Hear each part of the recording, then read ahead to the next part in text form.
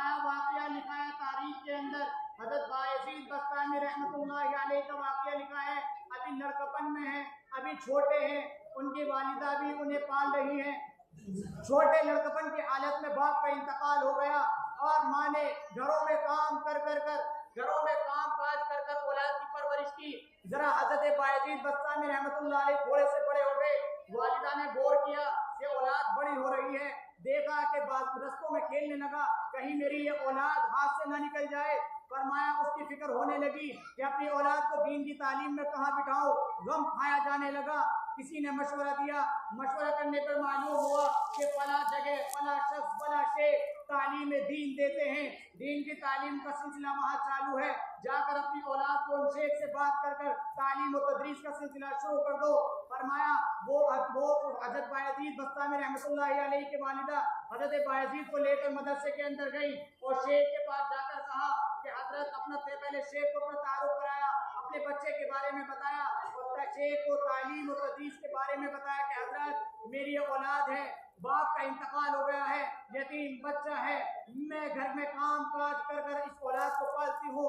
फरमाया हज़रत दर्द है कि गली कूचों में खेलने लगा है।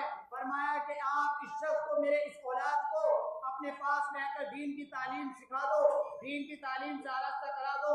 हज़रत शेख साहब ने फरमाया कि ठीक है, क्या दिक्कत है, मैं इसको अपने पास से लाऊंगा और दीन की तालीम से इसको आरास्ता कराऊंगा। हज़रत बायज़ीद बस्तामी रहमतुल्लाह अलैह की वालिदा जाने लगी।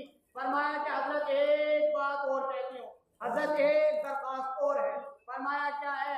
फरमाया हज़रत छोटा है, माँ की याद आएगी, माँ के याद के सिलसिले में रोएगा, छुट्टी मांगेगा।